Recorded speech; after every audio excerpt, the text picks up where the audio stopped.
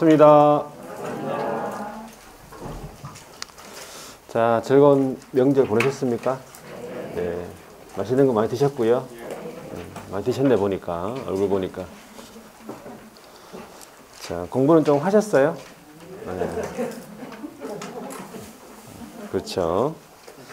추석 때는 공부하셔야 되겠네, 그죠? 추석 때는 공부하셔야 되겠네. 마이크 볼륨이 좀 작네, 그죠? 안 작습니까?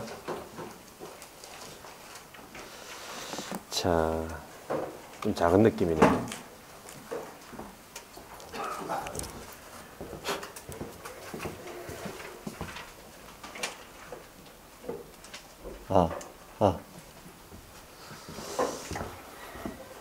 자, 똑같습니까? 좀 커졌네. 저번 시간에 여러분들 암기법 좀 하셨죠? 예. 그 중에서 몇 가지만 볼게요. 암기법 한 것만. 일반중개계약서. 여러분들 일반중개계약서의 필수규제사항 이거 했었죠? 예, 일반중개계약서 필수규제사항 어떻게 암기했습니까? 물가수준? 그렇죠. 물가수준. 물이 뭡니까? 물이? 중개대상 물의 위치 및 규모. 그렇죠. 위치랑 규모가 나와야 돼요. 그 다음에 네, 가격이죠. 거래 예정 가격. 그 다음에 수. 중개보수. 그렇죠. 그 예정 가격에 따른 중개보수. 그 다음에 준수사항. 그렇죠. 기업하고 의뢰인이 지켜야 할 준수사항. 이 물가수준이 일반중개계약서의 필수규제사항이다. 보시면 되고. 자, 그 다음에 이제 전속중개 계약 체결했을 때의 정보공개 사항 있었죠? 예, 그거 어떻게 암기했습니까? 특벽시, 입한리, 공금지 이렇게 세 개씩 끊어가지고 암기하셔야 돼요. 계속 말을 하셔야 돼. 자, 특이 뭡니까? 특정 사항이죠? 소재지, 지번, 지목, 면적 같은 특정 사항. 그 다음에 벽면 도배가 되겠죠? 예, 시는 시설물입니다. 내외부 시설물, 예, 수도, 전기, 가스, 소방, 열공급, 승강기, 배수, 오수, 폐수, 쓰레기 처리설 상태. 이게 내외부 시설물이죠. 그 다음에 입지죠. 입지 조건이에요. 도로 및 대중교통수단과의 연계성이나 시장 학교와의 근접성, 지형 등 같은 거. 환경 조건이죠. 세 가지가 있죠. 뭡니까? 일조, 소음, 진동. 이 환경 조건입니다. 그 다음에 권리관계죠. 권리관계, 소유권, 지상권, 지역권, 전세권, 임차권, 저당권 같은 권리관계에 관한 사항을 공개를 해야 됩니다. 자, 그 다음에 공법상의 이용 제한 거래 규제, 그 다음에 거래 예정 금액이죠. 그 다음에 공시지가 공개해야 된다. 자, 이 중에서 주의해야 될 게 두 가지 있다고 했죠. 권리관계에 관한 사항 중에서 각 권리자의 인적 사항 공개하면 안 된다.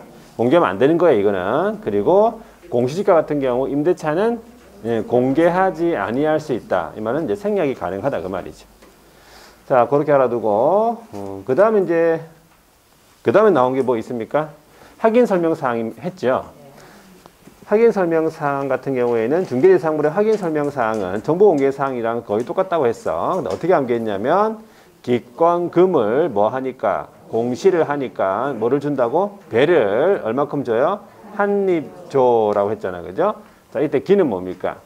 네, 기본적인 사항이에요. 기본적인 사항이라고 하면 소재지, 지번, 지목, 면적 그건 똑같은 거예요. 특정 사항하고 똑같은 거. 그 다음에 권리관계 똑같아. 소유권, 지상권, 지역권, 전세권, 임차권, 저당권 같은 거. 금은 금액이라고 했죠. 두 가지입니다. 두 가지. 첫 번째가 거래 예정 금액. 두 번째는 중개보수 실비 금액이 나와요. 그리고 산출 내역.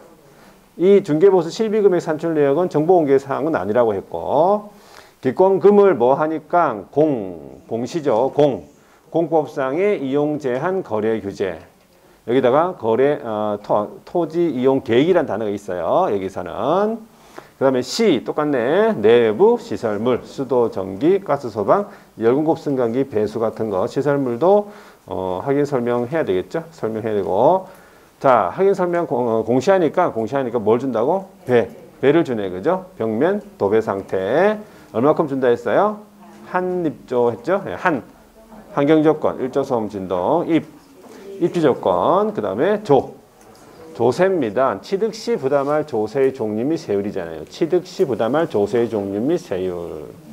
이것도 마찬가지 정보공개 사항에는 없었잖아. 그죠? 조세. 자, 그 다음에 또 뭐 한 거 있습니까? 거래계약서 했네. 그죠? 거래계약서의 필수기재사항. 어떻게 암기했죠? 거물개, 거인, 이름이 조교약이다. 이렇게 암기했죠? 예, 거는 뭡니까? 거래 당사자의 인적사항이 나와야 되겠고, 물건의 표시, 계약일, 다시 거래 금액이라는 사실이 거래 예정 아니고 거래 금액 맞죠? 예, 계약 금액, 지급일자 등 지급에 관한 사항. 물건의 인도일시 언제 받느냐. 권리 이전의 내용. 권리 관계 아니고 권리 이전의 내용이 맞고, 이름이 누구라고요? 조교약이니까 조는 뭐예요? 조건 기한이에요. 있는 경우죠.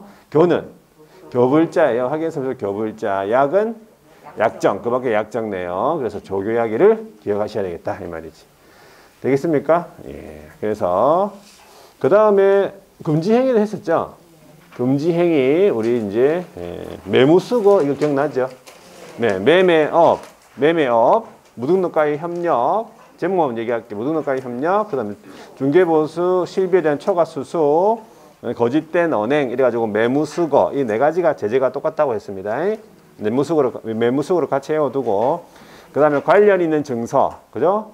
직접 거래, 쌍방대리, 투기조장, 시세부당, 중개제한. 그래가지고 간직상, 투시중 6개가 제재가 똑같다고 했어요. 되겠습니까? 이렇게 해서 금지행위까지 했네, 그죠? 예. 자, 그러면 오늘 221페이지입니까?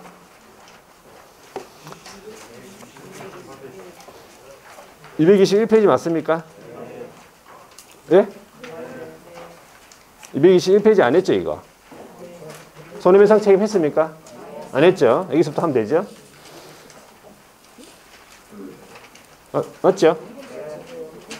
217페이지 안 했어요? 217페이지 뭡니까? 이건 안 한다고 했습니다. 이거는 뭐 안 들었구나. 이거는 다음 순한테 한다고 다음 순한테 한다고 했죠?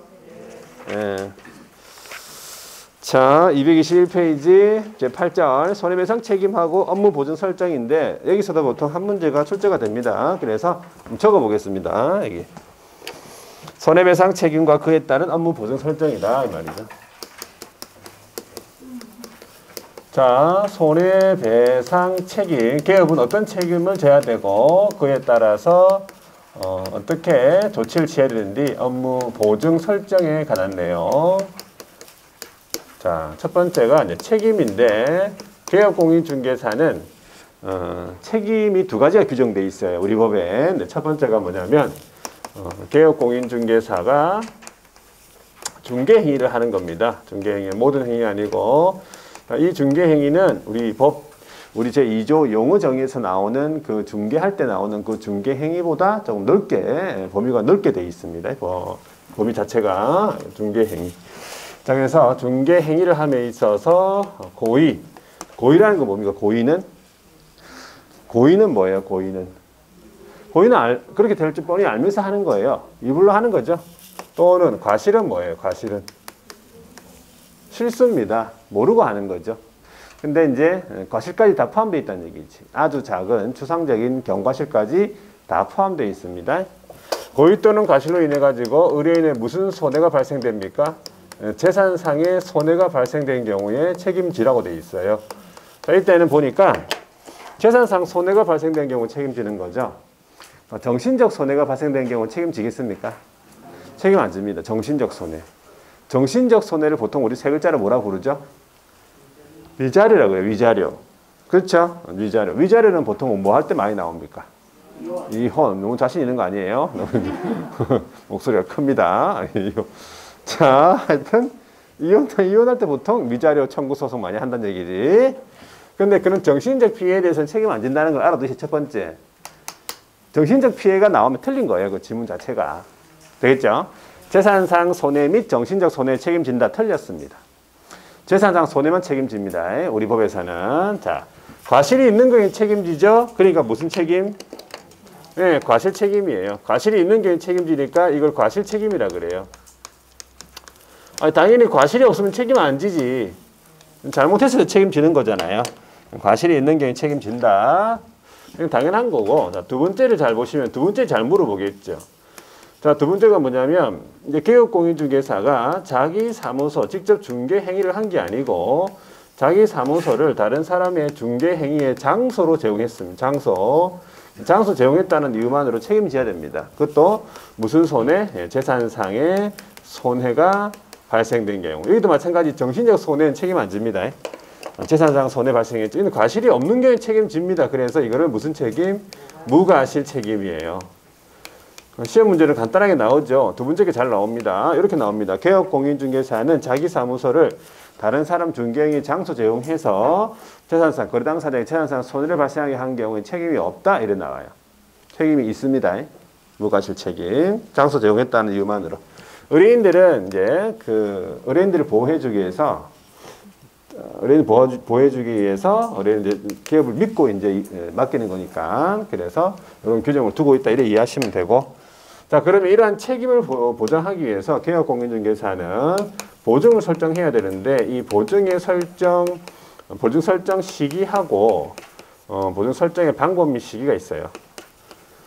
방법 및 시기, 보증 설정 방법 및 시기. 자, 개업공인중개사가 보증을 설정하는 이유는 의뢰인들의 손해배상에 관한 책임을 보장하기 위해서 보증 설정을 하는데, 자, 세 개 중에 한 가지를 합니다. 첫 번째가 보증보험 주식회사에 가입을 해요. 서울 보증보험에다가 가입하는 경우가 있고, 두 번째는 협회가 운영하는 공제에 가입하는 경우가 있고, 세 번째는 자기 돈을 법원에다가 공탁을 하는 경우가 있어요.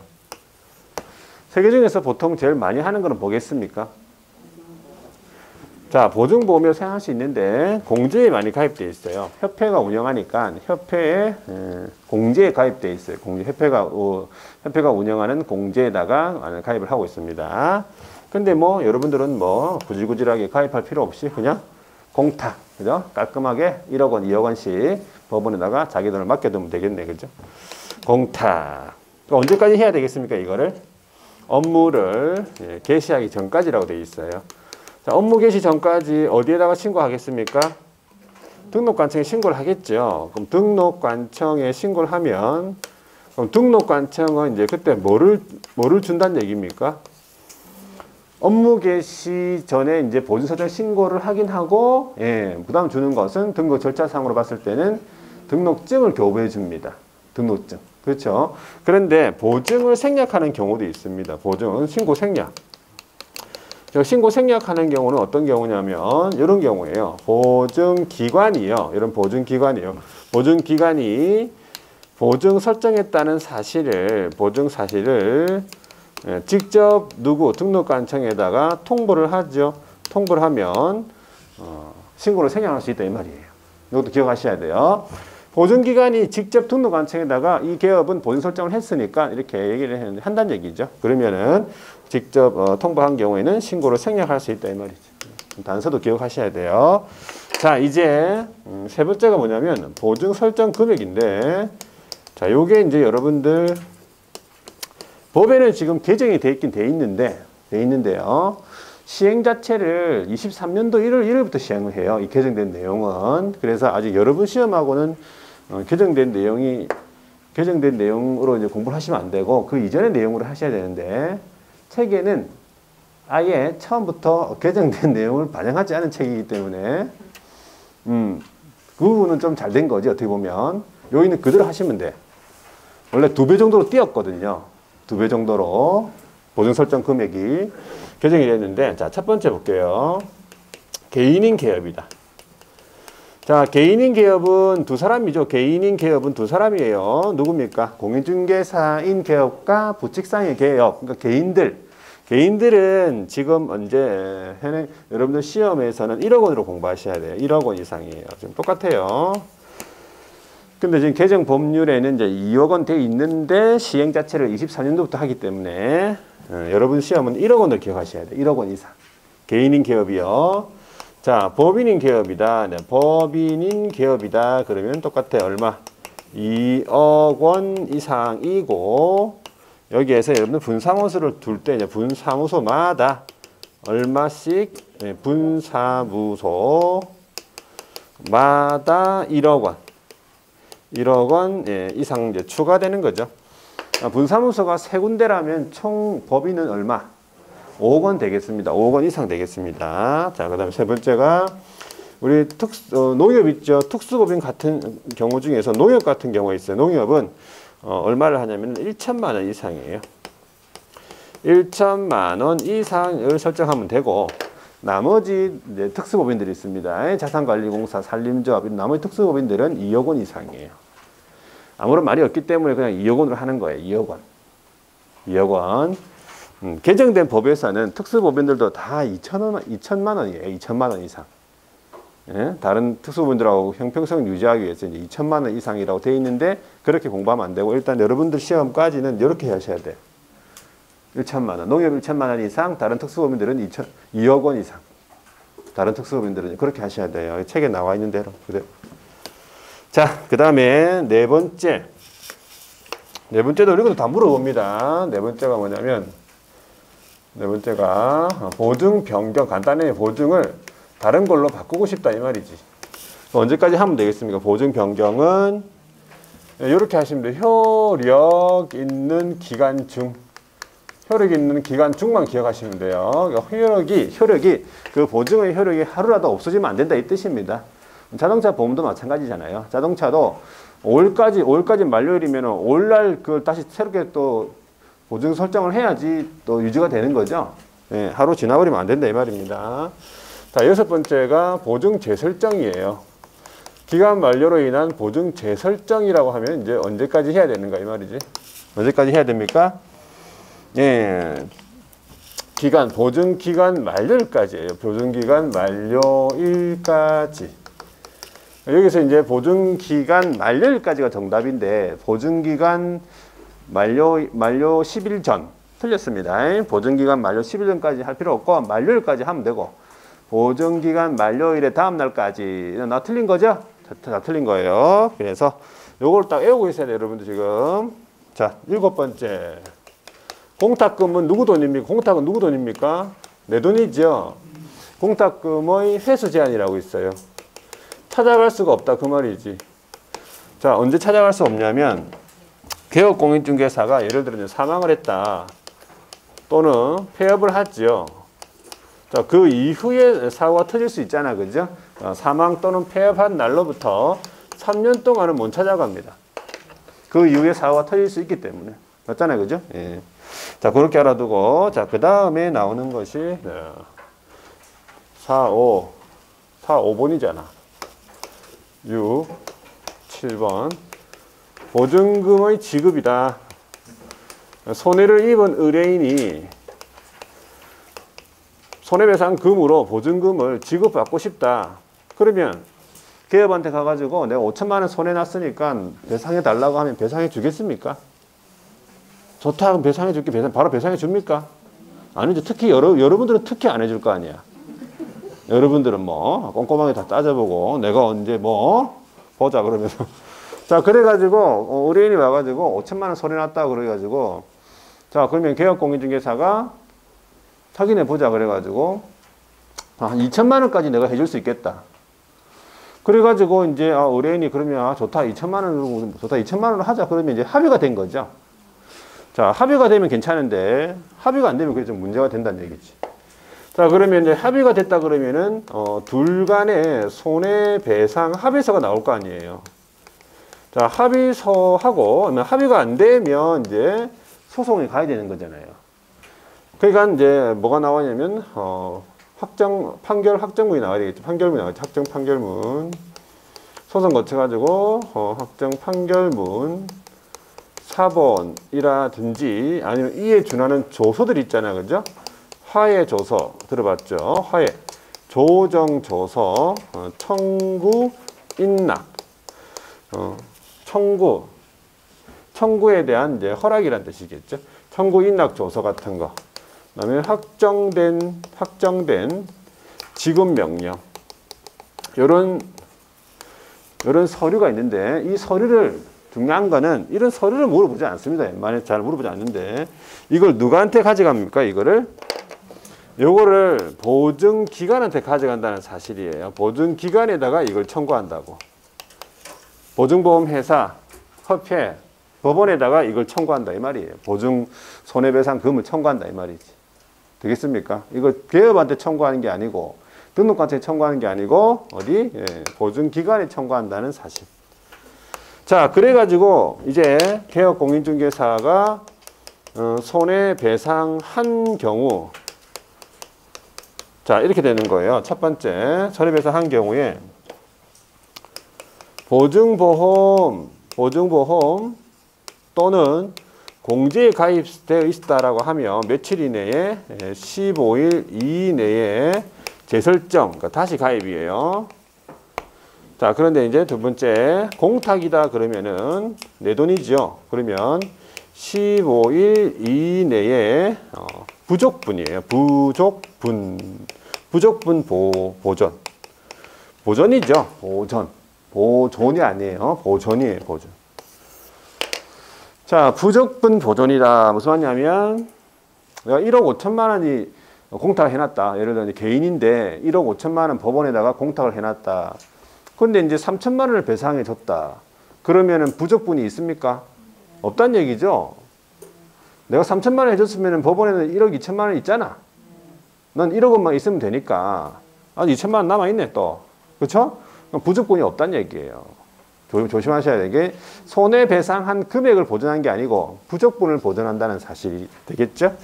자, 이러니까 15일 이런 것들도 다 30일이나 이런 걸로 바꿔서 나올 수 있고 방금 얘기했던 부족분 보전을 손해배상한 금액 보전 이렇게 나온단 말이지. 잘 봐야 돼요. 눈을 크게 뜨고. 서로 바꿔서 나올 수도 있어. 바꿔서 나올 수 있고 다양하게 내니까는 이렇게 알아두고. 자, 마지막에 8번째가 뭐냐면 보증 설정의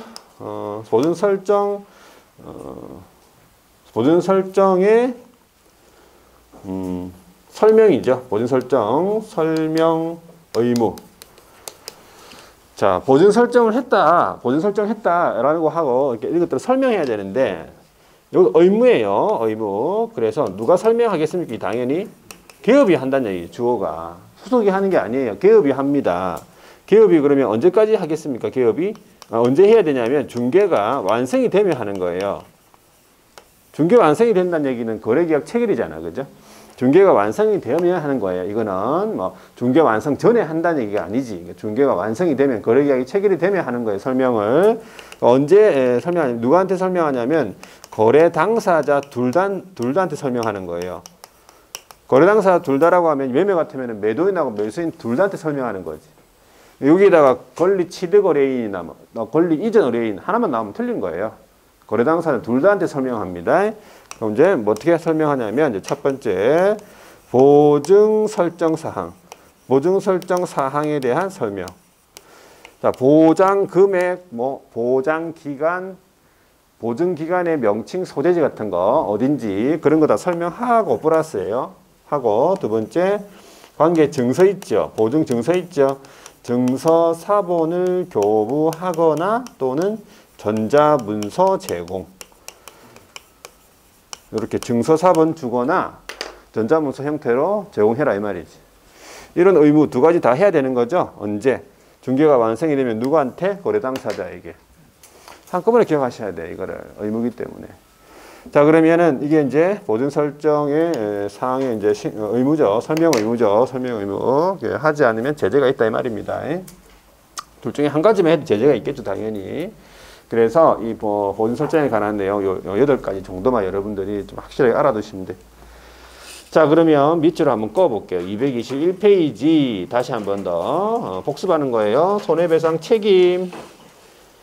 조문에다가 바로 한번 꺼볼게요. 조문에 박스 30조 돼 있잖아요. 그죠? 30조에 손해배상 책임의 보장으로 해서 책임 두 가지가 나온다. 1항 개업공인중개사가 책임져야 되죠. 개업은 자 밑줄 꺼볼게요. 중개행위 밑줄. 모든 행위는 아니다 이 말이죠. 중개행위를 함에 있어서 그 밑에 고의 또는 과실이 있어도 책임진다. 추상적인 경과실까지 다 포함되어 있고 옆으로 쭉 가서 재산상 손해가 발생돼야 되겠다 이 말이죠. 이 세 가지가 다 충족이 돼야 돼요. 중개행위, 고의 또는 과실, 재산상 손해. 이런 경우에 책임진다. 이게 무슨 책임이라고 했어요? 과실 책임이다. 자, 2항 보세요. 개업공인중개사가 자기 사무소 밑줄 쭉 가가지고 장소 제공 나오죠. 장소 제공했죠. 그래 그 밑에 재산상 손해가 발생이 됐다. 그러면 책임집니다. 이거 무슨 책임? 무과실 책임이다. 이런 말입니다. 자, 그래가지고 그 밑으로 쭉 내려가 볼게요. 원인행위. 그러니까 구체적으로 지금 해놨는데 방금 다 했던 거지. 원인행위로서 중개행위를 함에 있어서 다시 한 번 더 제일 마지막 줄 밑에 줄 두 번째 줄 중개행위함에 있어서 다시 고의 또는 과실로 인해 가지고 아니면은 장소를 제공해야 된다 이 뜻이겠네. 장소 제공해야 쓸 것 이게 원인이 대용돼요 이 말이에요 원인. 자 뒤로 넘어가서 중개행위에 대한 이제 구체적인 이제 판례들 쭉 나오는데 지금 이것 좀 보지 말고 오른쪽에 넘어가서 양가로 2번 고의 또는 과실이 있었을 것 이 말이겠죠.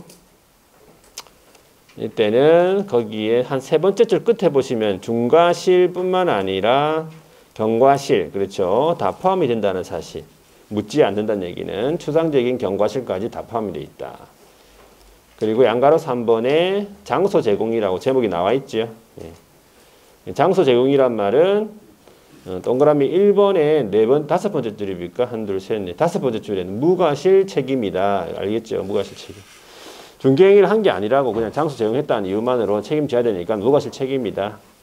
결과는 뭐 어떤 손해가 발생돼야 된다. 두 번째 줄. 두 번째 줄은 재산상 손해 있죠. 재산상 손해가 발생돼야 된다. 이 말은 정신적 손해에서는 책임을 안 지겠다 이 뜻입니다.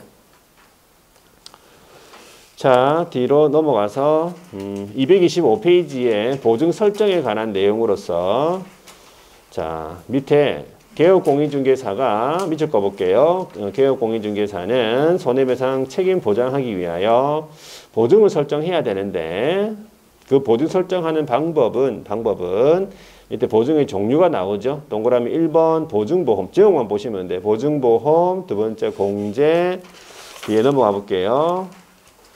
세 번째 동그라미 3번 공탁 있죠. 이거 세 개 중에서 한 개만 하면 된다 이 뜻이고 자 동그라미 공탁 중에서 동그라미 니은 해야 됩니다. 동그라미 니은 공탁금은 회수 제한 있죠. 공탁금은 회수 제한은 두 번째 줄이에요. 폐업 또는 사망한 날로부터 몇 년? 3년 이내에는 회수할 수가 없다 이 말이죠. 3년 이런 것들은 뭐 5년이나 이렇게 바꿀 수도 있습니다. 최저 설정 금액은 여기 그대로 하시면 돼요. 동그라미 이건 법인 같은 경우에 얼마라고요? 2억 원 이상. 분사무소를 두는 경우 분사무소마다 얼마? 1억 원 이상. 법인이 아닌 기업, 개인인 기업들은 1억 원 이상이다. 농협 같은 경우에는 1천만 원 이상이다. 다른 특수법인들은 2억 원 이상이다. 그렇게 알아두시면 돼요. 설정의 방법 시기라고 있죠. 시기, 설정 시기, 신고 시기인데 두 번째 줄입니다. 업무를 개시하기 전까지 신고해야 됩니다. 업무를 개시하기 전까지 신고를 해야 되는데 그 밑에 줄에 다만 있죠. 보증기관이 보증사실을 등록관청에 직접 통보했죠. 그러면 신고를 생략할 수 있다는 거 알아두시면 되고 자 그리고 오른쪽에 다 했고 그 다음에 오른쪽 페이지 227페이지 제일 밑으로 내려가 볼게요. 양가로 1번에 다른 보증으로 변경이 있죠. 자, 보증 변경입니다. 보증 변경은 언제까지 해야 했습니까? 두 번째 줄. 효력 있는 기간 중, 요거 이외에는 다 틀렸어요. 효력 있는 기간 중을 기억하셔야 돼. 보증 변경은, 자, 한 장 넘겨볼게요. 자, 양가로 2번 보증 재설정 나오죠. 보증 재설정은 언제까지 해라고요? 예, 두 번째 줄입니다. 두 번째 줄. 기간 만료일까지 하면 돼. 기간 만료일까지가 정답이지. 기간 만료 10일 전까지 틀렸습니다. 만료일 다음 놈도 당연히 틀렸고 3번에 보증증서 사본교부 설명 의무 이게 이제 보증 설정 사항에 대한 설명 의무를 얘기하겠죠. 누가 하겠습니까? 의무자가 개업입니다. 개업은 돼 있고요. 언제 하라고 했어요? 중개가 완성된 때라고 돼 있죠. 자 완성된 때 누구한테 설명하래? 그 밑에 줄에 거래 당사자에게 설명하래잖아요. 다음에 사항을 설명해라. 설명하고 관계증서 사본을 교부하거나 전자문서 제공하라고 했죠. 자 어떤 사항을 설명하겠습니까? 보장금액 박스 안에 들어있네. 보장기간, 보증기간의 명칭하고 그 소재지 이런 것들에 대해서 설명을 한다라고 보시면 돼요. 자 그래가지고 밑에 보니까 4번에 손해배상 청구가 나오네. 의뢰인이 손해를 입은 의뢰인은 손해배상 청구를 할 수가 있다 이 말이죠. 의뢰인이 손해배상금으로 손해배상 청구 보증금을 지급받고 싶다 이 말이죠. 그러면 두 번째 줄 끝에 보니까 손해배상 합의서가 나오든지 아니면 확정된 법원의 확정 판결문 사본 나오든지 아니면 이에 준하는 조서들, 효력 있는 서류들 있죠. 화해조서, 조정조서, 청구인락조서 이런 조서를 가지고 중요한 거 어디에다가 청구하라 했어요? 보증기관에다가 청구해야 한다라고 되어 있잖아요. 그죠? 개업한테 청구해야 한다. 틀렸습니다. 등록관청에 청구해야 한다. 틀렸고 그래가지고 오른쪽에 넘어가 보시면요. 손해배상을 한때 첫 번째 줄 끝에 보세요. 손해배상을 한때 나오죠. 한때는 며칠 이내에 15일입니다. 15일 이내에 보증보험 공제는 다시 가입해야 돼요. 배상해줬으면은 다시 1년이 안 되더라도 다시 가입하고 자, 공탁 같은 경우에는 부족한 거 있죠. 공탁금 중 부족하게 된 금액에 대해서 보전해야 된다. 부족분 보전이다. 그렇게 보시면 돼요. 자, 그 다음에 네, 됐고 뒤에 넘어가서 행정처분인데 일단은 개업공인 의뢰인이 만약에 개업공인중개사가 1억 원을 이제 설정해 놨잖아요. 1억 원을. 그러면 이제 2억 원의 손해가 났다 그러면 일단 보증기관에서 1억 원을 의뢰인한테 해줍니다. 1억 원을 주죠. 그러면 이제 1억 원만 의뢰인은 1억 원 받은 거잖아요. 2억 원 손해 났는데 1억 원 받았죠. 그러니까는 보증기관에서는 그 보증 설정한 금액만큼만 배상을 해주는 거예요. 일단은 1억 원 설정해 놨으니까 1억 원만 배상해 주죠. 그리고 나머지 1억 원은 개업한테 청구를 하는 거예요. 의뢰인이. 개업한테 청구해가지고 개업이 또 1억 원 해줬죠. 그럼 의뢰인은 2억 원을 다 받은 거잖아. 그죠? 그러면 개업공인중개사는 1억 원만 해준 거잖아요. 보증설정 기관에서 1억 원 해줬고, 그러면 보증설정 기관에서는 다시 개업한테 구상권을 청구합니다. 1억 원을. 그럼 결과적으로는 개업공인중개사는 2억 원을 다 배상해주는 셈이 되는 거예요. 전 손해배상. 그러니까 보증 설정한 기간은 보증 설정한 금액만큼만 배상하고 개업공인중개사는 전 손해를 배상하는 거라 이렇게 생각하셔야 돼요.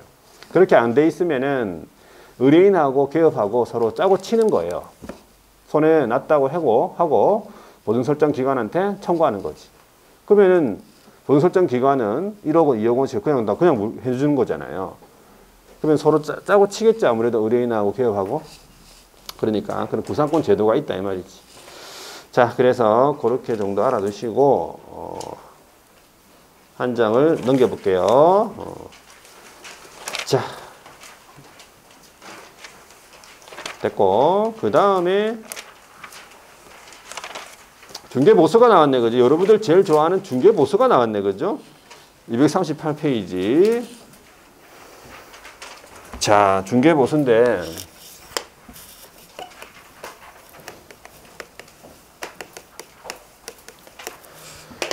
중개보수 같은 경우에는 여러분들 등이라고 돼 제목이요. 중개보수가 있고 뭐가 있냐면 실비라는 게 있어요. 중개보수는 뭐냐면 자, 개업공인중개사가 중개 업무에 관해서 의뢰인으로서 받는 소정의 보수, 그러니까 중개 업무를 해주고 받는 보수를 중개보수라 그래요. 그래가지고 중개보수 같은 경우에는 보통 이론 문제가 한 문제가 나오고 지금까지 보면 계산 문제 있죠. 중개보수 얼마 받을 수 있는지 계산 문제가 한 문제 나오고 그래요. 우리 나오는 계산 문제는 막 제끼고 그런 문제가 아니에요. 우리 나오는 계산 문제는 개론하고 틀립니다. 개론 같은 경우에는 계산 문제가 나오면 좀 제낄 필요가 있어요. 막 공부를 해도 시험장에서는 막 풀려고 이렇게 막 달려들면 안 된다 이 말이지. 아시겠죠? 그냥 풀려고 그냥 달려들고 싶다 이 말이에요. 그러니까 시험장 가면 희한하게 막 풀릴 것 같으니까. 중요한 건 중요한 건 풀었는데 내가 푼 답이랑 정답의 보기에 있는 답이 하나도 없어. 그러면 이제 그때부터는 끝난 거예요. 5분 동안 풀었는데 보기에는 내가 푼 답이 없다는 얘기지. 차라리 있으면 다행이다. 그냥 있으면 그냥 아이고 이거구나 생각하고 그냥 넘어갈 텐데 심적으로는 편할 텐데 틀렸더라도 설사 없으면 그 큰 문제가 돼요 지금. 그러니까 차라리 풀지 말고 그냥 개론 같은 경우에는 다 민법까지 다 풀고 난 다음에 그 다음에 돌아와서 시간이 나오면 풀고 아니면 겐또 치고 그렇게 하셔야 돼요. 그게 요령이에요, 요령. 자, 그러면 우리는 근데 제끼는 게 아니에요. 우리는 그냥 나오면은 곱하기만 할 줄 알면 돼. 곱하기만. 그래가지고 풀면은 바로 문제를 풀 수 있다 이 말이. 등이라고 하면은 내 실비를 얘기하는데 실비, 실제 드는 비용을 말해요. 실제 드는 비용. 그런데 이제 보수를 못 받는 경우도 있다는 얘기지. 어떤 경우에 보수를 못 받겠습니까? 개업공인중개사가. 개업공인중개사의 고의 또는 과실로 인해 가지고 의뢰인 간의 거래 행위가 무효 취소 해제가 되죠. 그럼 못 받는 거지 뭐. 개업이 잘못했으니까. 그러면 중개보수 청구권이 소멸한다는 얘기인데 중개보수 청구권은 그러면 언제 발생합니까? 자, 중개보수 청구권의 발생은 언제 발생하냐면은 중개계약 체결 시 바로 발생합니다. 중개계약 체결이 뭡니까? 중개계약 체결이. 팔아주세요. 알겠습니다. 이 순간이에요. 이게 중개계약을 했잖아. 개업하고 의뢰인 간에 체결되는 중개 의뢰에 관한 합의. 팔아주세요. 알겠습니다. 이렇게 하는 순간 아무것도 작성 안 하고 아무것도 안 적어놔도 그냥 바로 생깁니다. 상인이기 때문에. 상인의 지위가 있기 때문에. 그래서 그렇게 하면 바로 발생이 된다. 주의하시는 게 거래계약 체결 시 발생한다 하면 틀렸습니다. 중개계약 체결 시 발생합니다. 중개보수 청구권. 자, 그래서 첫 번째 해야 되는 게 뭐냐면 중개보수의 한도부터 먼저 보셔야 돼요. 한도. 중개보수 한도가 아니고 중개보수 기준부터. 자, 중개보수는 여러분들 중개대상물에 따라 구분해야 됩니다. 구분. 그래서 중개보수가 나오면 이 중개대상물이 주택이냐 아니냐에 따라서 구분하셔야 돼. 자, 주택이다 그러면 그 기준을 이제 어떻게 보느냐면은 첫 번째 국토교통부령 있죠. 국토교통부령에서 정하고 있는 범위가 있어요. 국토교통부령에서 정하고 있는 그 범위가 있다고. 그 범위 내에서 각 시도조례로 정해놨다 그 말이에요. 그러면 주택이다 그러면은 뭘 보러 가야 돼요? 시도조례를 봐야 된다 이 말이에요. 주택이라면 중개대상물이 주택이라면 시도조례를 봐야 된다 이 뜻이에요. 시도조례를 봐야 된다고. 주택이니까 시도조례를 봐야 된다. 그런데 주택의 소재지, 여기서 말하는 주택, 요주택을 말하죠. 주택 소재지와 사무소 소재지가 다를 수 있습니까? 자, 주택 소재지, 사무소 소재지 다르다. 주택은 해운대구에 있는데 사무소는 울산 남구에 있다. 그런 경우 있죠. 자, 그럴 경우에는 어떻게 합니까? 예, 사무소 소재지 시도조례예요. 사무소 소재지 시도조례. 자, 사무소 소재지. 주택은 해운대구에 있고 사무소가 울산 남구에 있으니까 뭘 봐야 되겠어요? 사무소 소재지 시도조례니까 울산시 조례 봐야 됩니다. 남구 조례 아니고 울산시 조례 봐야 돼요. 맞습니까? 이해되죠 이거? 예. 자, 세 번째가 분사무소. 분사무소 같은 경우에는 보통 주된 사무소에서 다 관리를 하는데 분사무소에서 주택을 중개한다 그러면은 분사무소 소재지 시도조례입니다. 자, 시도조례의 이유는 뭡니까? 시도조례의 이유는 중개대상물이 뭐니까? 주택이라서 그래요. 분사무소에서 주택을 중개한다 그러면 일단 시도조례를 봐야 되는데 어느 시도조례냐면은 분사무소 소재지 시도조례예요. 분사무소 소재지. 주된 사무소가 아니고 주의하셔야 돼요. 우리가 지금까지 전부 다 분사무소는 주된 사무소 관리했죠. 근데 이 주택에 대한 중개보수만큼은 분사무소 소재지 시도조례를 봐야 된다고. 무슨 말인지 아시겠죠?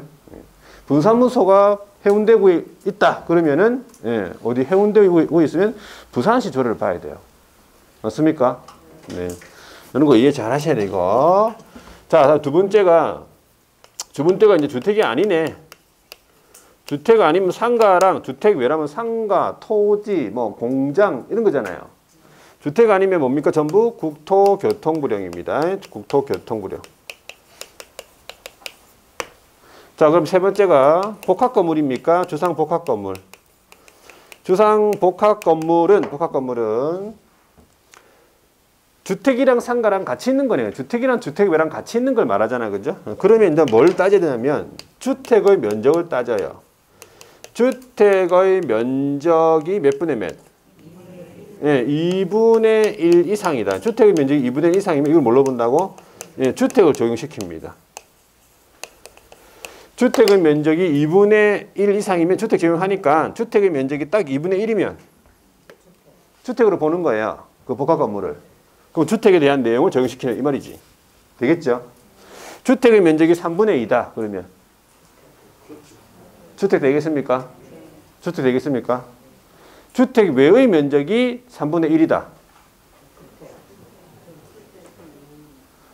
되겠습니까? 알아서 하세요, 이거. 2분의 1이 뭐 3분의 2 뭐 알아서. 잘 보셔야 돼요. 주택의 면적이 3분의 2냐? 주택 외의 면적이 3분의 1이냐? 뭐 이런 거 앞에까지 잘 보셔야 돼요. 그래가지고, 주택의 면적이 2분의 1 이상에 해당이 되면, 그렇죠? 예, 이거 주택으로 보고 계산해야 돼. 안 그러면 다 틀립니다. 기준이 이렇다. 그럼 이 기준에 따른 이제 한도를 구체적으로 봐야 되는데, 이렇게 정해놨어요. 두 번째. 중개보수 한도. 자, 중개보수 한도는 마찬가지입니다. 주택이냐 아니냐를 따져야 되겠네. 주택이다 그러면 자, 쌍방으로부터 각각 받습니다. 근데 법에는 일방 범위가 나와 있어요. 자, 여기에서 첫 번째가 매매랑 교환인데 요게 이제 개정이 되면서 작년에 거의 시험치기 거의 며칠 전, 10일 전인가 개정이 됐어요. 작년에 안 나왔어. 작년에 아예 중개보수 문제가 안 나왔어요. 작년 전까지만 해도 여기 1,000분의 9 이내였어요. 간단하게. 1,000분의 9 이내. 매매 교환회 같은 경우에는 그 국토교통부령의 범위가 1,000분의 9 이내라 이 말이겠죠. 근데 이게 지금 약간 복잡해졌어요. 금액에 따라서 그 구체적인 범위를 막 정해놨는데 일단 최소 얼마냐면은 이게 최소하고 최대만 적어볼게요. 최소 1,000분의 4 이내에서 1,000분의 얼마? 네, 7이에요. 1,000분의 7 이내 이렇게 돼 있어요. 금액에 따라서 이렇게 최소 1,000분의 4 이내에서 그 다음에 최고 1,000분의 7 이내로 이렇게 그 사이에서 정해놨다고. 그게 이제 책에 이제 있으니까 그냥 보고. 두 번째가 임대차 등이 되겠네, 그죠? 임대차 등. 임대차 등은요 1,000분의 3이죠. 1,000분의 3 이내에서 1,000분의 6입니까? 예, 6 이내로 이렇게 해서 범위가 조금 복잡하게 돼 있어요. 그러니까 금액에 따라서 이렇게 1,000분의 5도 있고, 여기 보면 6도 있고, 5도 있고, 6도 있고, 그죠? 예, 7도 있고, 그래요. 여기도 마찬가지 3부터 해가지고 4 있고, 5 있고, 6 있고, 그 사이에 금액에 따라서, 거래 금액에 따라서 다르게 분류를 해놨어요. 세부적으로. 그래서 일단은 조금 외울 필요는 있어요. 그거를 외울 필요는. 이런 범위인데 요거는 중요한 게 뭐냐면 이 범위는 이게 지금 주택이잖아, 그죠? 주택의 경우에 이게 정해놨는데 이게 국토교통부령입니까? 시도조례입니까? 얘는 시도조례가 아니에요. 얘는 국토교통부령이에요. 시도조례 같으면은 뭐 어느 시걸 적겠어요, 제가 지금. 우리나라 공통으로 알고 있는 이 국토교통부령이라니까. 국토교통부령 안에 이 범위 안에서 각 시도조례로 정해놨다. 그럼 우리는 이 시도조례를 보는 게 맞지. 맞는데 시험은 국토교통부령이 나오고 각 시도조례는 외울 필요는 없습니다. 그거는 문제에 다 주어진다니까. 금액에 따라서 문제 주어지지. 그걸 어떻게 다 각 시도조례를 외웁니까? 근데 국토교통부령은 좀 외울 필요가 있다는 얘기예요. 금액에 따라 좀 외워놔야 돼요. 이거를 어떻게 하든지 간에 외워놔야 돼요. 자, 그 다음에 이제 두 번째로 넘어가면 주택이 아니죠. 이제 주택 외, 여기서 주택이고 주택 외죠. 주택 외는 일정한 규모의 오피스텔, 요거는 이제 개정 안 됐습니다. 오피스텔인데 얘도 마찬가지. 이 오피스텔이 어떤 오피스텔이냐면 첫 번째가 주거 전용 면적이 얼마입니까? 85제곱미터 이하죠. 이하. 85제곱미터 이하라고 하면 85제곱미터도 포함된다는 뜻입니다. 이하이면서 두 번째 상하수도 시설이 갖춰져야 되고 플러스 전용 입식 부엌하고 수세식 화장실하고 목욕시설. 화장실이랑 목욕시설이 같이 되어 있는 것도 포함되어 있어요. 따로 되어 있는 것뿐만 아니라 같이 되어 있는 거 있죠. 이런 오피스텔, 이거 주거용 오피스텔이라고 그러죠. 이 오피스텔이 자, 쌍방으로부터 각각 받되 그 일방으로부터 받을 수 있는 범위가 이렇게 똑같다. 매매 교환. 자, 매매 교환의 경우에는 얼마라고요? 이게 1,000분의 5입니다. 얘는 1,000분의 5 이내. 상환료율이 1,000분의 5니까 5 이내. 자, 두 번째 임대차 등은 얼마라고요? 1,000분의 4 이내. 이건 이론입니다. 이론. 요걸 알고 있어야 돼요. 요걸 서로 바꿔서 나옵니다. 물어봅니다. 매매 교환이 1,000분의 4 이내가 아니고 1,000분의 5 이내. 자, 근데 이 오피스텔 요율은 시험 문제 안 줍니다. 이거는 시험 문제 안 주고 애우고 있는지를 확인합니다. 되겠습니까? 요거는 애워놔야 되겠네. 물론 얘도 애워놔야 되겠지. 시도들을 애울 필요는 없고 요거는 애워놔야 돼요.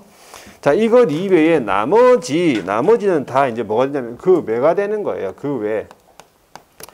주거용 오피스텔 말고 일반 다른 오피스텔 요 조건에 해당하지 않는 오피스텔이랑 그 다음에 뭐 토지랑 그 다음에 공장 같은 거 있죠. 상가 같은 거 전부 다 여기 들어가는 거예요. 얘는 얼마냐면은 얘는 국토교통부령이기 때문에 1,000분의 9 이내에서 협의 결정한다라고 돼 있어요. 자, 1,000분의 9 이내니까 얘는 거래 관계 없다 이 말이에요. 지금 위에 거는 매매 교환 요거 임대차 등 요거잖아요. 매매 교환 요거고 임대차 등은 요건데 얘는 이 그 외에는 매매 교환이든 임대차 등이든 간에 관계없이 무조건 1,000분의 9 이내라잖아요. 9 이내. 거래 관계 없다 이 말이겠지. 되겠습니까? 토지 매매다. 1,000분의 9예요. 토지 임대차다. 1,000분의 9라니까. 맞습니까? 예, 이렇게 해서 한도를 좀 알아두시고 그 다음에 이제 중개보수가 나오려고 한다 그러면 뭐하고 곱해야 돼?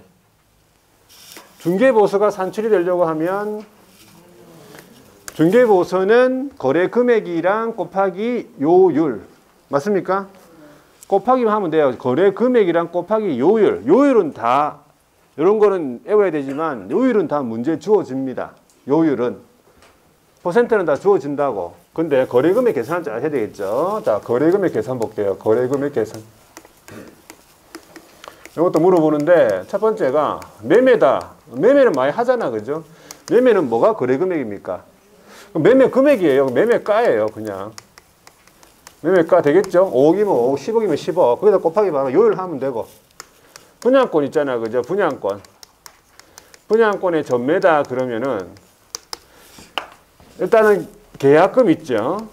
낸 거. 그 다음에 기납부된 중도금이 모든 중도금이 아니라 기납부된 중도금 플러스 프리미엄 있잖아요. 요 세 개를 합친 금액이에요. 분양 금액이 아니라 계약금 플러스 기납부된 중도금 플러스 프리미엄 세 개 합친 거. 자, 세 번째 교환이다 그러면은 서로 바꾸는 거죠. 교환 대상 중개사물 중에서 뭐가 큰 거냐면은 거래 금액이 큰 중개대상물 가액이다. 거래 금액이 큰 중개대상물 가액. 자, 네 번째가 이제 임대차 등인데 전세 같으면은 뭐겠어요? 전세는 전세금이 되는 거예요. 전세금 곱하기 요율. 자, 월차임이 없는 임대차는 그냥 임대보증금. 자, 월차임이 있죠. 그러면은 첫 번째가 월차임이 있다. 그러면 원칙이 뭐냐면은 보증금에다가 플러스 월차임 곱하기 얼마 한다고? 100을 해요. 그런데 예외적으로 자, 원칙에서 나온 금액, 원칙의 금액이 얼마 미만이에요? 5천만 원 미만이에요. 5천만 원 미만. 5천만 원 미만이 무슨 말이 미만이? 5천만 원 딱 나오면 그냥 그대로 가는 거예요. 근데 5천만 원 미만이면 5천만 원 안 나온 거예요. 되겠습니까? 5천만 원이 안 나왔다 그러면 어떻게 합니까? 예, 이렇게 하는 거죠. 이렇게 보증금에다가 플러스 월차임 곱하기 70을 하는 거지. 70을 곱해 놓으니까는 월차임은 70을 곱해 놓으니까 이제 좀 낮아진 거예요. 거래 금액이. 보수가 더 낮아지지. 그렇죠. 5천만 원 미만이면 보수가 더 낮아집니다. 상대적으로. 이렇게 해서. 자, 그 다음에 다섯 번째가 동일 중개대상 물, 동일 물에 대하여 동일한 당사자, 사람이 안 바뀌는 거예요. 동일 당사자 간에 매매를 포함한 둘 이상 거래, 매매를 포함한 둘 이상 거래가 어떻게 됐다고요? 동일한 기회에 이루어진 거죠. 그러면 자, 이런 상황이 어떤 상황이냐면 물건 그대로 놔두고, 그죠? 예, 집을 팔면서 그 집에 다시 그 동일 기회에 바로 임차인으로 들어가는 거예요. 무슨 말인지 아시겠죠? 팔았는데 그 짐 그대로 놔두고 임차인으로 들어갔다고. 그러니까는 물건 그대로죠. 중개상물. 사람 안 바뀌었잖아. 그러니까는 갑은 매도이면서 임차인 되고 을은 매수이면서 임대인이 되는 거예요. 그리고 동시에 하는 거지. 동시에 동일 기회에 바로. 자, 그러면은 매매하고 임대차가 두 가지잖아요. 거래가. 그러면 그렇게 돼버리면 매매, 임대차 두 개 다 계산하는 게 아니고 임대차는 버립니다. 그래서 매매 계약에 관한 거래 금액, 매매 대금만 적용시킵니다. 매매 계약에 관한 거래 금액만 적용시킨다. 그 말이죠. 임대차는 버려야 된다. 이럴 경우에. 이런 거 잘 물어보겠죠. 시험 질문에 이론으로 물어보고 이런 거 계산 문제로 물어봅니다. 그러니까 임대차는 버려야 돼요. 버리고 매매만 계산해가지고 보수를 받아야 돼요. 동일한 말이 세 번 들어가죠. 동일물, 동일당사자, 동일기회. 동일기회가 돼야 돼요. 동일기회. 그리고 사람이 바뀌면 안 돼. 자, 그래서 여기까지 세 가지, 크게 세 가지고. 자, 그 다음에 나머지는 책을 통해서 한번 볼게요. 자, 중개업의 보수라고 해가지고 238페이지에 중개보수 청구권 나오는데 그 청구권 발생을 언제 한다고 했습니까? 두 번째 줄 끝에 있어요. 중개계약 체결 밑줄. 그러니까 중개계약이 체결되면 그냥 아무것도 뭐 안 해도 그냥 바로 생긴다 보시면 돼요. 자, 밑에 양가로 2번 이거 시험 문제 물어봅니다. 31회 때 물어봤다고 돼 있네. 그 전에도 물어봤고. 중개보수의 지급 시기인데 우리 중개보수를 이제 우리 지급해 본 적이 있잖아. 그죠? 그러니까 중개보수를 보통 언제 줬습니까? 우리 일반적으로. 잔금 칠 때, 그죠? 잔금 칠 때 줬단 말이지. 그런데 그게 원칙이 아니라는 거예요. 우리 법에는 그 원칙이 첫 번째 줄 끝에 약정이라는 겁니다. 약정 동그라미예요. 약정이에요. 약정. 그러니까 원칙이 뭐라고요? 약정인 거지. 우리 빨리 줄 테니까 좀 빨리 좀 좋은 데를 구해달라 이렇게 할 수 있잖아. 그죠? 예, 약정을 했다면 이제 약정이 원칙인데 아무 말도 안 했다. 그럼 약정이 없는 거죠. 그러면 이제 언제라고요? 잔금 친 날인데 문제는 잔금 친 날이 안 나와요. 문제에서 뭐라 나오냐면 거래대금 지급 완료된 날 이렇게 나와. 알아두셔야 돼요. 거래대금 지급 완료일. 거래대금 지급 완료된 날. 다시 거래대금 지급 완료일 되겠습니까? 네. 자, 오른쪽에 보수 청구권 소멸은 언제? 개업이 고의 또는 과실로 인해 가지고 의뢰인 간의 거래 행위가 무효 취소 해제가 된다 그러면 소멸하겠지. 그 반대는 소멸하지 않겠죠. 의뢰인들의 잘못으로 해제 등이 될 수 있잖아. 그러면 계약 체결 안 되더라도 중개보수 청구권은 이제 살아있기 때문에 청구할 수 있다 이 뜻이에요. 반대는요. 자, 밑에 보세요. 중개보수의 계산이라 해가지고 중개보수는 거래금액에다가 이제 요율이야 이 말이에요. 그 요율. 중개보수는 거래금액에다가 요율 곱하는데 거래금액의 산정이라 해가지고 한 장을 넘겨볼게요. 동그라미 1번은 매매다. 매매는 뭐라고요? 매매 대금, 뭐 매매가 이렇게 보시면 되겠죠. 예. 교화이다 그러면요. 교환 대상, 첫 번째 중간에 교환 대상, 중개대상물 중에 거래 금액이 큰 중개대상물 가액 큰 거죠. 합한 거 아닙니다. 큰 겁니다. 임대차다 그러면은 보증금이 되는데 이 말이죠. 보증금이 되는데 월차임이 있다 그러면요. 차임이 있는 경우는 차임에 100을 곱해가지고 거기다가 보증금을 합한다 이 말이죠. 원칙으로 100을 곱한다 이 말이에요. 월차임에다가. 자, 그런데 다만 그 합산한 금액이 얼마 미만이라고요? 5천만 원 미만이다 그러면 월차임에다가 70을 곱한다. 그래가지고 보증금을 합산한다 이 말이죠. 이해되겠죠? 자, 분양권 전매다 그러면은 동그라미 4번에 두 번째 줄 계약금이 있으면 그 계약금이 포함시키고 그 다음에 이제 기납부된 중도금이에요. 납입한 납입금 이게 계약금하고 중도금이 다 포함됐겠네, 그죠? 그 다음에 프리미엄을 합산한다 이래 보시면 돼요. 총 분양대금, 분양대금이 아니다 그 말이지. 자, 밑으로 내려가 볼게요. 요율 산정으로 해가지고 이제 주택이냐 아니냐를 판단하고, 자, 주택이다 먼저 주택의 요율이다 돼 있네. 그 기준이 어떻게냐면 일단 쌍방으로부터 각각 받되 그 일방으로부터 받을 수 있는 한도가 지금 이게 나와 있는 이게 뭐냐면 이게 국토교통부령이에요. 자, 매매 교환을 보니까 5천만 원 미만부터 해가지고 제일 끝에는 15억 이상 이렇게 범위가 쭉 나와 있죠. 나와 있고 그 다음에 상한 요율이 쭉 나와 있어. 얘를 애울 때 여러분들 뭐 좀 애워줄 필요는 있는데 밑에 저 상한 요율을 보니까 첫 번째 1,000분의 6, 1,000분의 5 이런 식으로 돼 있잖아요, 그죠? 그리고 4, 5, 6, 7 이렇게 돼 있다. 그래가지고 여러분들이 이제 좀 약간 전화번호를 좀 애우는 식으로 해가지고 여기 보면은 65국 있죠. 65국에 4, 5, 6, 7 이렇게 암기를 하든지 하여튼 순서대로 암기를 하셔야 돼. 예? 65국에 4, 5, 6, 7 되겠습니까? 예. 이렇게 순서대로 암기를 해야 돼. 표를 암기할 때는요. 그냥 마음대로 암기하면 안 되고 65국에 일단 4, 5, 6, 7로 암기하고 그 보니까 왼쪽에 5천만 원 미만은 딱 그 5천만 원이 이제 미만 5천만 원 안 되는 거죠. 그 다음에는 당연히 5천만 원부터 2억 원이잖아, 그죠? 요 두 개가 지금 한도도 있네, 한도가. 얘 두 개는 한도도 있죠. 25만 원. 그러니까 예를 들어서 한도액이 있고 산출액이 있다 그러면 둘 중에서 뭘 받아야 돼? 무조건 한도액이 아닙니다. 더 낮은 걸 받아야 돼요. 더 작은 걸 받아야 돼. 한도액이 있고 산출액이 있다면 더 낮은 걸 받아야 돼. 작은 걸 받아야 돼요. 그래가지고 여러분들 애울 때 왼쪽에 보시면 거기 이제 2억 원, 6억 원 이렇게 외워야 돼. 2억, 9억, 12억, 15 이렇게 외우셔야 돼. 왼쪽에 것만. 그렇게 외워야 좀 편하게 외울 수 있어요. 제가 보니까 이게 딱히 딱 보니까 이게 흐름이 딱 이래 딱 돼 있네. 딱 보니까 65국에 4, 5, 6, 7 이렇게 하고 5천이죠. 그 다음에 밑에 5천부터 2억이고 2억, 9억, 12억, 15억 이런 식으로. 그러면 딱 머릿속에 사진을 찍듯이 이렇게 딱 외우셔야 돼. 다 외웠죠? 다 외웠어요. 자, 오른쪽에도 마찬가지예요. 보세요. 오른쪽 임대차 등은 5천에다가 5천 이상에서 1억 원이죠. 얘는. 그래가지고 1억, 6억, 12억, 15억 밑에 비슷하죠. 아까는 2억, 9억, 12억, 15억이었잖아요. 매매 임대차는.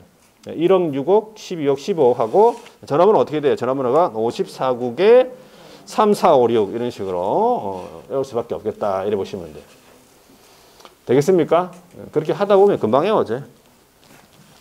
65국에 4, 5, 6, 7 54국에 3, 4, 5, 6 되겠습니까? 네. 그래서 앞에 번호가 이제 1, 6, 12, 15잖아요. 1, 6, 12, 15고 얘는 2, 9, 12, 15 이런 식으로 그렇게 해오면 자, 됐고. 하여튼 이게 국토교통부령이라는 사실이에요. 요거는 좀 외워놔야 된다. 그래서 구체적으로 물어볼 수도 있어요. 그렇죠. 뭐 예를 들어 15억 이상이다. 거래 금액이 15억 이상이다. 매매 15억 이상의 주택 매매다. 그러면 1,000분의 7이네. 이런 식으로 답이 나와야 돼요. 되겠습니까? 자, 그러면 오른쪽에 넘어가서 표 밑에 보니까 기역 니은의 국토교통부령이 범위 내 있죠. 여기가 국토교통부령 돼 있잖아요. 국토교통 범위 내에서 시도 저리로 정했다 이 말이지. 뭐가 이 주택이요. 주택 같으면 이렇다 이 말이지. 그리고 한도액이 있으면 한도액 범위 내에서 받아야 한다 이 뜻이. 예, 한도액과 산출액 중에서 더 낮은 걸 받으라 이 말이에요. 산출액이 더 낮으면 산출액을 받아야 돼요. 그죠? 예. 한도액이 더 낮으면 한도액 받아야 되고 이 뜻이에요. 자, 그 다음에 동그라미 2번 주택 외다 그러면은 자, 마찬가지 쌍방으로부터 각각 받습니다. 근데 두 번째 줄 보세요. 구체적으로 요율이 1,000분의 9 이내다. 자, 요건데 그리고 올해인 간에 개업 간에 서로 협의해서 결정을 하는데 동그라미 니은을 보니까 주택 외 중개상물에 대해서 상한 요율을 자기가 받고자 하는 요율 있죠. 상한 요율을 실비 요율 한도액표에다가 명시를 해야 된다 이 말이지. 주택 외에 대해서는요. 주택에 대해서는 시도조례니까 뭐. 자, 그 다음에 특수한 주거용 오피스텔이라 해가지고 거기 조문에 쭉 나와 있는데 규칙 20조라고 해서 거기 세 번째 줄, 네 번째 줄에 보시면요. 1호의 두 번째 줄이네. 그죠? 쌍방으로부터 각각 받는데 면적이 85제곱미터 이하 상하수 시설 갖추어졌고 부엌, 수세식 화장실, 목욕시설, 딸린 시설 포함이죠. 예. 갖춘 경우 포함되고, 자, 요거는 표를 보시면 거기 매매 교환은 얼마라고요? 1,000분의 5. 이 상한율이니까 5 이내고 임대차 등은 1,000분의 4. 이것도 외워놔야 돼요. 자, 그리고 2호에 보니까 1호 외의 경우 나머지 오피스텔 있죠. 이런 오피스텔은 전부 뭐라고요? 1,000분의 9 이내라는 사실이죠. 자, 그래서 한 번 더 나옵니다. 뒤에 한 번 더 밑을 꺼볼게요. 최대한 외우면서 또 동그라미 기억 주거전용 면적이 얼마라고요? 85제곱미터 이하 상하수 시설 갖추어졌죠. 부엌, 화장실, 목욕시설 포함된 시설 갖춘 시설 포함하고 이런 오피스텔의 경우에는 얼마라고요? 자, 네 번째는 매매 교환 밑줄 긋고 그 밑에 1,000분의 5. 옆으로 임대차 등은 얼마라고요? 그 옆에 1,000분의 4 이내. 자, 그 이유는 뭐냐면 이런 오피스텔 말고 나머지들 이 말이에요. 나머지들은 거래 유형 관계없이 이 말이네. 세 번째 절 거래 유형 관계없이 얼마라고? 예, 1,000분의 9 이내에서 협의 결정한다 이 말이지. 이런 오피스텔 말고 나머지 오피스텔. 자, 이제 보수 청구 제한 기준으로 해서 매매 등이 동일 기회인 경우 이게 이제 동일 물에 대하여 밑줄 꺼보세요. 동그라미 1번 동일 물에 대하여 동일 당사자 간의 매매를 포함한 둘 이상의 거래가 동일 기회. 그러니까 동일이란 말이 3번 나와야 돼요. 이때는 매매 계약에 관한 거래 금액만 적용하겠다 이 말이지. 매매 대금만 적용시킨다. 자, 그 다음 복합 용도 있죠. 양가로 2번. 주상복합이다. 그러면은 첫 번째 줄 끝에 주택의 면적이 몇 분의 몇? 2분의 1 이상이다. 그러면 이걸 뭘로 본다고? 주택으로 봅니다. 주택에 관한 규정을 적용하겠다. 자, 그 다음에 양가로 3번은 뭐냐면 사무소 소재지 기준으로 해가지고 주택의 경우만 얘기하겠지. 자, 중개대상물 소재지랑 주택 소재지랑 사무소 소재지가 다르다. 그러면은 사무소 소재지 시도조례다. 주택이기 때문에 시도조례입니다. 자, 법인 같은 경우에 분사무소에서 뭘 중개할 때, 주택을 중개할 때는 분사무소 소재지 시도조례다 이 말이지. 주택이기 때문에 시도조례. 분사무소에서 주택 외의 물건을 중개하면 그건 국토교통부령입니다. 자, 그 다음에 초과보수 반환 의무, 요율 한도액 초과하는 중개보수의 약정. 초과하는 중개보수의 약정은 초과분이 무효가 된다는 얘기. 전부 무효가 아니고요. 초과분이 무효가 되기 때문에 수수료를 한 부분에 대해서는 부당이득으로 반환해야 된다 이 뜻이에요. 자, 그래서 이 정도 여러분 보시면 돼. 이 정도 내용만 공부했던 내용만 아시면 되고 뒤에 넘어가서 실비가 있는데 245페이지에 실비 같은 경우에는 여러분들 두 가지가 있어요. 지금 실비의 범위 한도를 바로 볼게요. 실비의 범위에서 두 번째 줄에 보시면 권리관계 확인에 소요되는 비용을 얘기하고 그 다음에 니은을 보면 계약금 등의 반환 채무 이행 보장이다. 이 두 가지인데 그 한도를 보세요. 밑에 동그라미 2번 세 번째 줄 국토교통부령으로 정하는 범위 내에서 시도조례로 정한다. 이게 한도예요. 실비의 한도를 얘기하고 실비 청구를 누구한테 하냐면 동그라미 2번에 권리관계 확인에 소요되는 실비는 누구한테 청구하냐면 임대인 있죠. 임대인. 자, 이런 사람들이 매도인, 임대인 이런 사람들은 권리를 이전하고자 하는 의뢰인 맞죠? 권리관계 확인은 이 사람들을 위해서 하는 겁니다. 매도인을 위해서 하는 거 맞죠? 그러니까 매도인한테 청구한다. 그리고 계약금 등의 반환 채무 이행 보장은 매수인을 위한 제도이기 때문에 권리 이전 의뢰인한테 청구한다. 이래 보시면 돼요. 어떤 실비를 누구한테 청구하는지 그렇게 알아두시면 돼요. 자, 뒤에 양가로 4번은 뭐냐면 실비에 대한 시도조례의 기준으로서 자, 중개대상물이 마찬가지 중개대상물 소재지하고 사무소 소재지가 다를 수 있겠죠. 그럴 경우에는 사무소 소재지 시도조례에 따라서 실비를 받겠다 이 말입니다. 자. 됐고, 여기까지 보고, 문제는 또 넘어가고요.